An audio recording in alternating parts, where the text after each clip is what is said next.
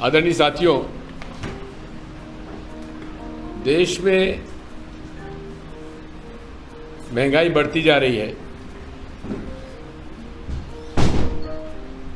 गरीब अमीर के बीच की खाई बढ़ती जा रही है। आंकड़े दर्शाते हैं कि जितने लोग गरीबी में भूखे सोते थे 2014 तक, उससे दुगने ज़्यादा लोग आज उनको 2 टाइम रोटी नहीं मिल पा रही है। और ये आंकड़े कोई कांग्रेस पार्टी के आंकड़े नहीं है, ये रिसर्च के आंकड़े हैं जिन लोगों ने इस मामले में पूरी जानकारी ली है सरकारी आंकड़ों के आधार पर। यूपीए सरकार में गरीबों की संख्या कम हुई थी, लेकिन अब भाजपा के राज में, मोदी जी के राज में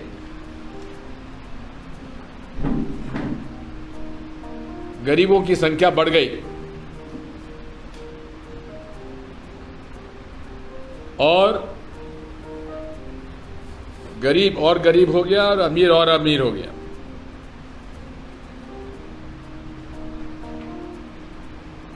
एक ही उदाहरण ले लीजिए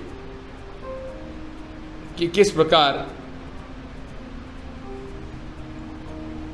एक कॉरपोरेट समूह अडानी जी का किस प्रकार से तेजी से उन्होंने तरक्की की है, किस प्रकार से 127 नंबर पर हुआ करते थे विश्व के अमीरों में, वहां से सीढ़ी चढ़कर तीसरे नंबर पर पहुंच गए। इसका पूरा श्रेय जाता है श्री मोदी जी को। और ऐसी कंपनियों के पूंजी उनके उसमें लगी है जिनमें एक भी कर्मचारी नहीं है, और 8 से 9 हजार करोड़ की पूंजी उनके उसमें आ गई। इस तरह से लगभग 20,000 करोड़ का ये पता नहीं है कि पूंजी किसकी है। जब ये बात राहुल गांधी जी लोकसभा में कहते हैं तो उनकी बात का जवाब देने के बजाय सदन की कार्रवाई से उनका भाषण ही लुप्त कर दिया जाता है, विलोपित कर दिया जाता है। क्यों? क्योंकि कहीं ना कहीं दाल में काला है।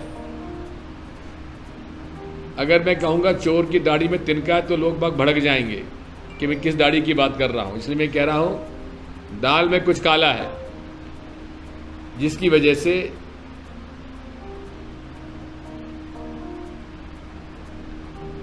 मोदी जी इस मसले पर कुछ कहने से भी कतरा रहे हैं।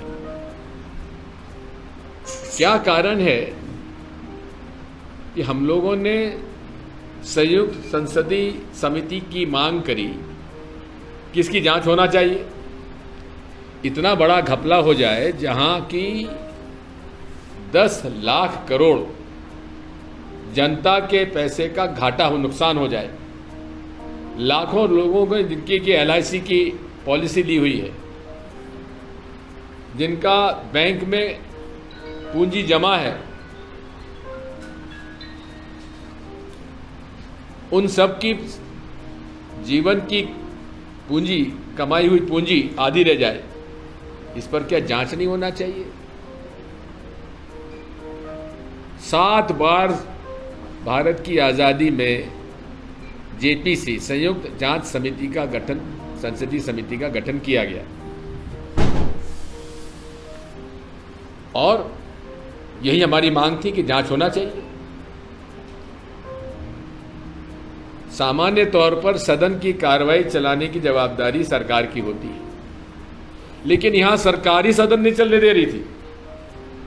जैसी सदन की कार्रवाई चालू होती थी वो चिल्लाने लगते थे। काहे के लिए चिल्लाते थे? कि राहुल जी ने कोई अपना भाषण दिया था, उसके राहुल जी माफ़ी मांगे, लेकिन वो की वही बात भारत के बारे में अगर मोदी जी बाहर विदेश में जाके कहें कि 70 साल में कुछ नहीं हुआ और हम लोगों को शर्म आती थी ये कहते हो कि हमारा जन्म भारत में हुआ है, क्या ये भारत का अपमान नहीं था? राहुल जी ने तो ऐसी कोई बात कही नहीं। उनके लिए माफी मांगे, लेकिन मोदी जी माफी नहीं मांगेंगे। क्या मोदी जी क्या खुदा हो गए हैं? क्या भगवान हो गए हैं? हम इस बात को कहना चाहते हैं कि जेपीसी के माध्यम से इसकी जांच होना चाहिए और पता लगाना चाहिए कि आखिर ये 20,000 करोड़ है किसका। अरे छोटे छोटे लोगों पर तो ईडी हो गई, आईटी हो गई, सीबीआई हो गई, लेकिन ऐसे कई कांग्रेस और अन्य पार्टी के लोग जिनको कि भारतीय जनता पार्टी के मंत्री और नेताओं ने भ्रष्ट कहा, भ्रष्टाचार के आरोप लगाए, वो जैसे ही भाजपा में गए सारे आरोप समाप्त। ये राजनीतिक वॉशिंग मशीन है, काला डालो सफेद निकलता है। ये सारी बातें आज जनता के सामने हैं। बेरोजगारी बढ़ती जा रही है और जब हम इसके बारे में बात करते हैं तो वो धर्म को सामने ले आते हैं।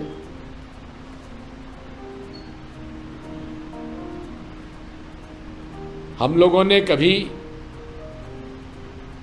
धर्म की राजनीति नहीं की, कभी भी हमने राजनीति में धर्म नहीं लाए। धर्म सबका है, आस्था का प्रश्न होता है। और ये देश में भारतीय संविधान लागू है, जहां बाबा साहब अंबेडकर ने, महात्मा गांधी, पंडित जवाहरलाल नेहरू, अब्दुल कलाम आज़ाद, सरदार पटेल वगैरह सब ने मिलकर यह तय किया था कि ये देश सबका है और देश की आज़ादी में सबका योगदान रहा है। हिंदुओं ने भी जेलें भुगती, शहादत दी, मुसलमानों ने भी जेलों में समय बिताया, जेलें भुगती, शहादत दी, सिखों ने भी, ईसाइयों ने भी, सबने इस देश की आज़ादी में भाग लिया। सबको सम्मान मिलना चाहिए।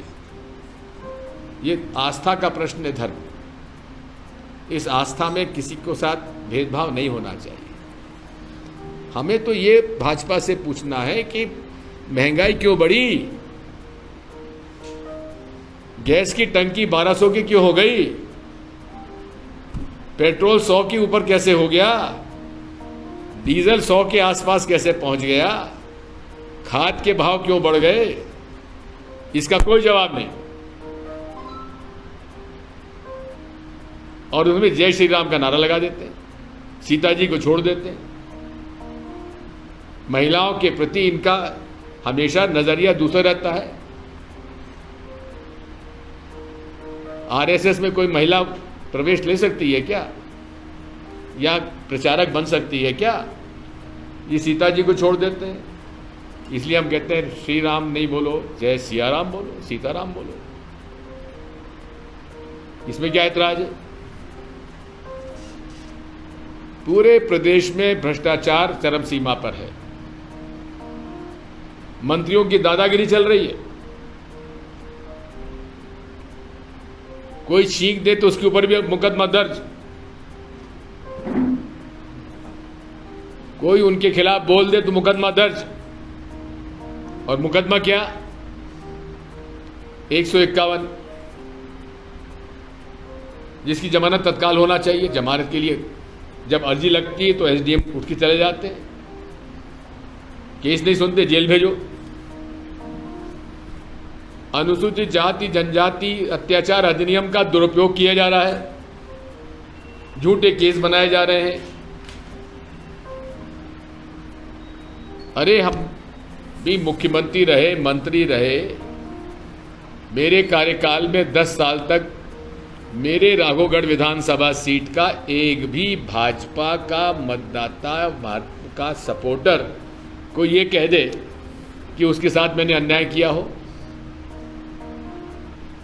उल्टा जब इमरजेंसी में जब ये लोग पकड़े जा रहे थे तो मैंने ही उनको छुड़ाया, मैंने उनको जेल में जाने से बचा लिया। भूपेंद्र सिंह जी, गोविंद सिंह जी, गोपाल भार्गव जी, आप सब आज मंत्री हैं, कल क्या होगा किसी को नहीं मालूम।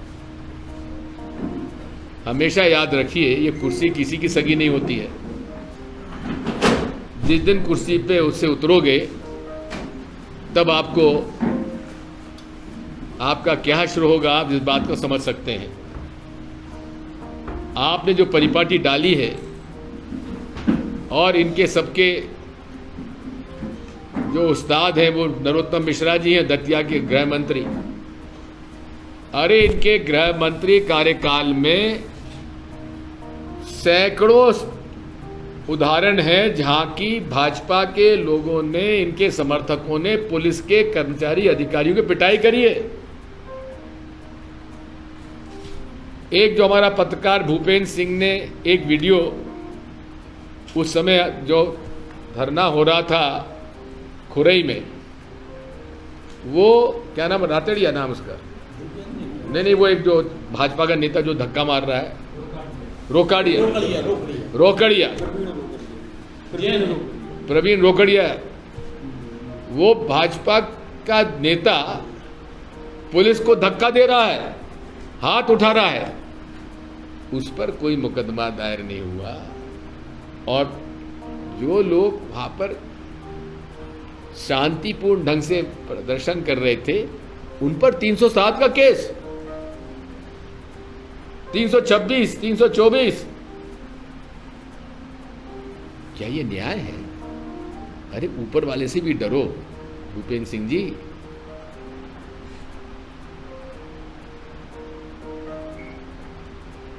जिस दिन कुर्सी चली गई ना, खुरई में रह नहीं पाएंगे आप, इतना आपने विरोध खड़ा कर लिया है। अभी लोग डरे हुए हैं, पुलिस के डर से चुपचाप बैठे हैं, लेकिन ये अच्छा आप नहीं कर रहे हैं। इसी प्रकार गोविंद सिंह जी, उनकी भी संगत इनके साथ बिगड़ गई है, संगत में भी बिगड़ गए हैं। ये सब बातें ध्यान रखने की आवश्यकता है। ये सरकार, शिवराज सिंह जी को भी इस बात में इनको अंकुश डालना चाहिए इन पर।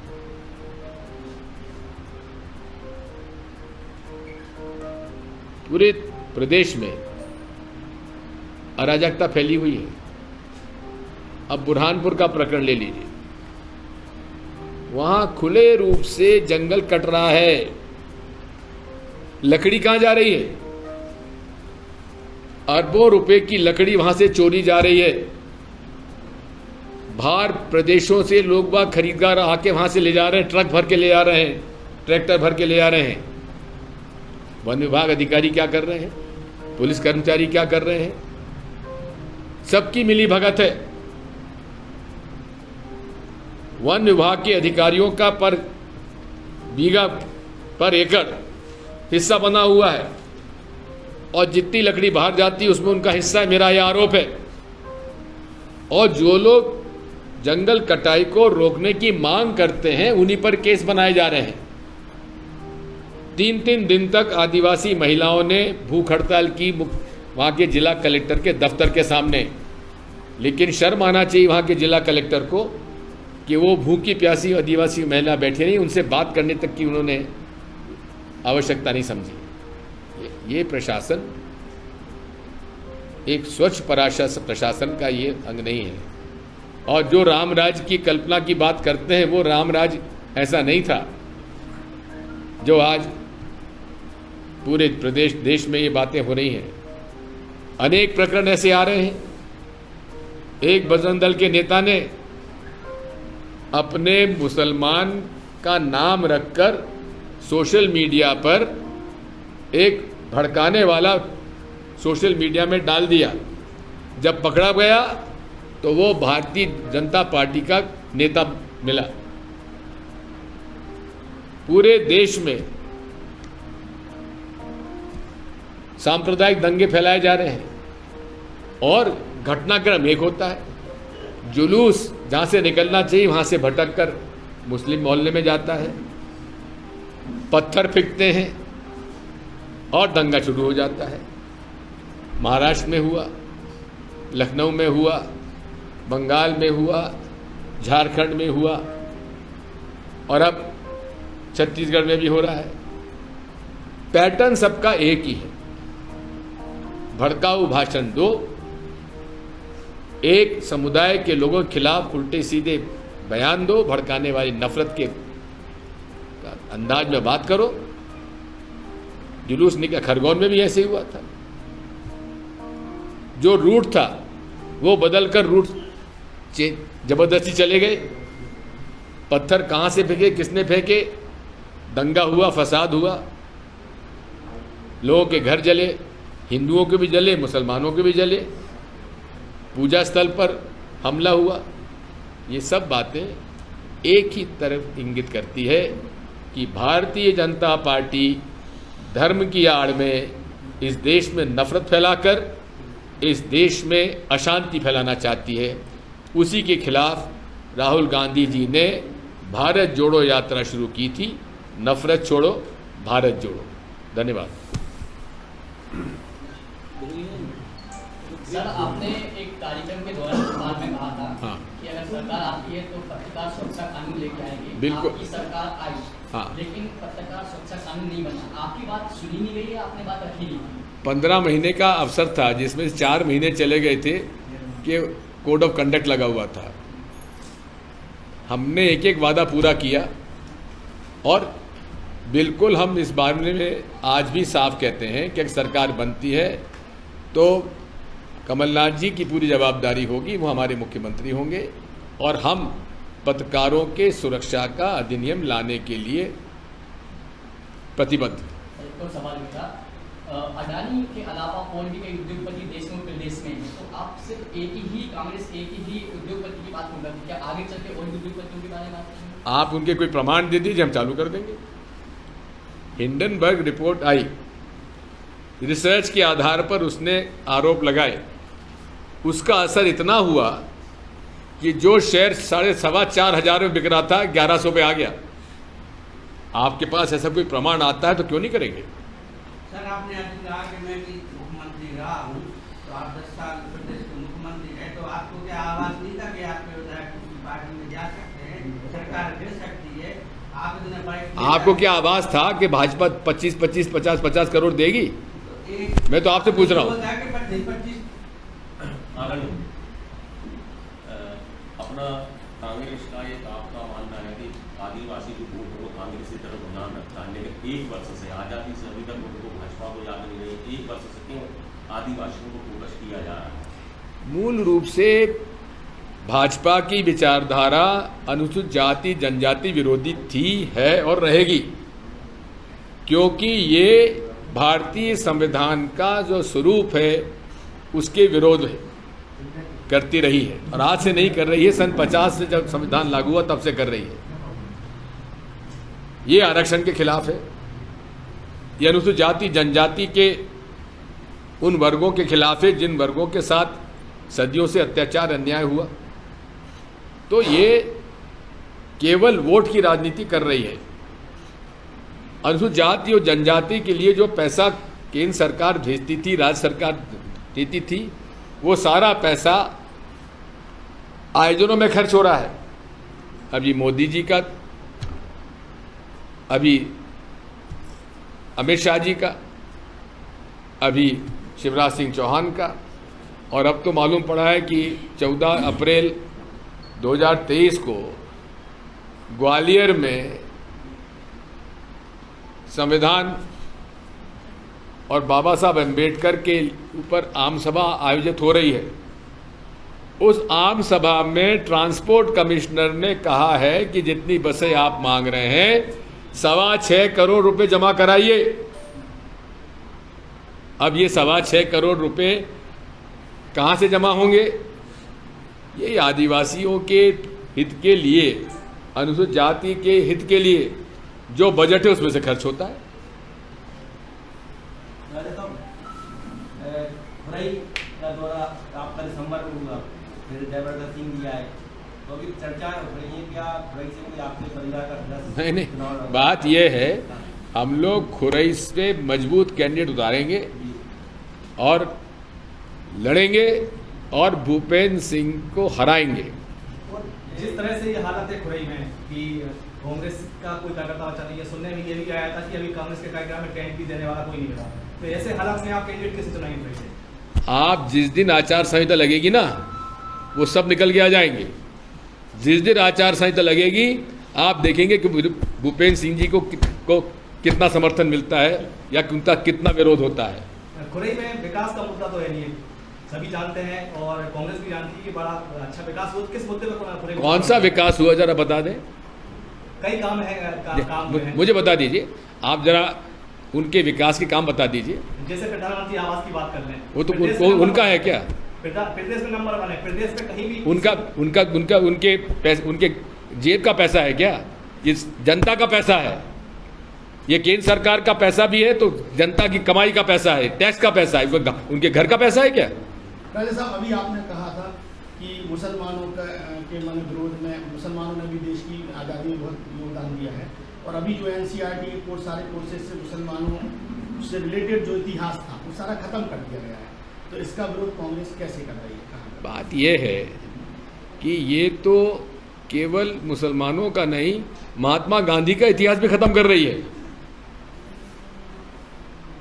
आप जरा सुनिए, राजमोहन गांधी जी ने इनके बारे में क्या कहा है। उनके आंसू टपक पड़े कि ये कर क्या रहे हैं, पंडित जवाहरलाल नेहरू जी के बारे में किस गलत बातें कर रहे हैं। ये क्यों बदल रहे हैं? क्योंकि इनका इतिहास नहीं है। RSS ने आज़ादी की लड़ाई में कोई भाग नहीं लिया, उनके लोगों ने कभी त्याग नहीं किया, तो अपने कर्मों को बचाने के लिए इतिहास बदल रहे हैं। राजा और महाराजा की लड़ाई इस दिनों चल रही है। आप कुछ पूछे? कांग्रेस द्वारा स्थापित गौशालाएं वर्तमान में दुर्दशा में बदल गई, उस संबंध में क्या करेंगे? कांग्रेस शासित राज्यों में शासित समय में कमलनाथ जी ने 1000 गौशाला खोलने का निर्णय लिया था और काफ़ी खुली भी, लाखों रुपए करोड़ रुपए खर्च हुए उन पे। लेकिन भारतीय जनता पार्टी के पास बाकी सब के लिए पैसा है, लेकिन गौ माता के चारे के लिए पैसा नहीं है, जिसकी वजह से आज सबसे ज़्यादा आवारा पशु कहीं नजर आते हैं तो बुधनी में आते हैं, शिवराज सिंह चौहान जी के यहाँ। रोज दसों गायें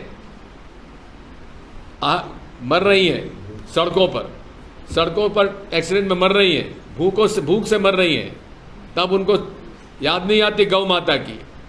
और तो और अभी आप रवीश कुमार जी का एक वो देखिए वीडियो, मैं बधाई देता हूँ रवीश कुमार जी को, बड़ा अच्छा उन्होंने बनाया है। किस तरह से एक बजरंग दल का नेता ट्रक पकड़ता है, उससे 2 लाख रुपए मांगता है और 2 लाख रुपए नहीं मिलने पर उसकी पिटाई करके उसको थाने में बंद करा देता है।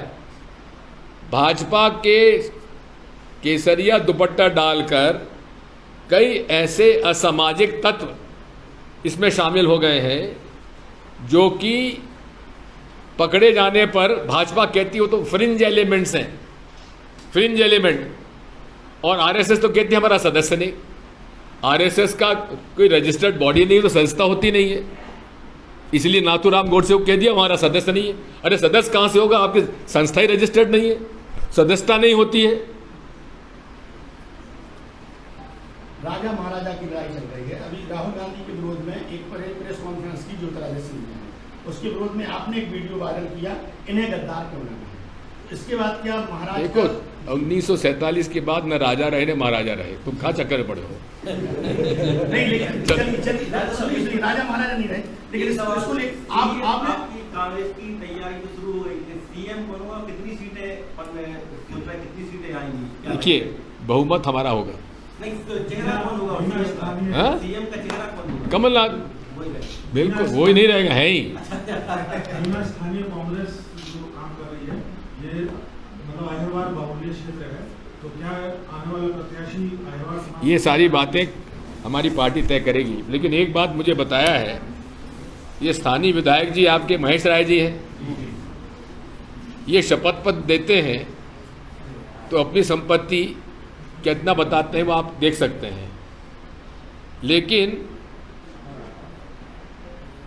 उन्हीं के सुपुत्र जिनके आश्रय वो अपने आप को बताते हैं, उनकी कितनी संपत्ति जरा आप खुद पता लगा लीजिए, आप उससे अनभिज्ञ तो होंगे नहीं। स्टाम्प चोरी में कितने पैसे खर्च बचाए, चोरी की 70 लाख की तो स्टाम्प चोरी की है। अब आप समझ सकते हो, स्टाम्प वो चोरी 70 लाख की है तो कितने करोड़ों की संपत्ति उन्होंने इकट्ठी कर ली। और एमएलए बनने के पहले क्या थे वो? चलो।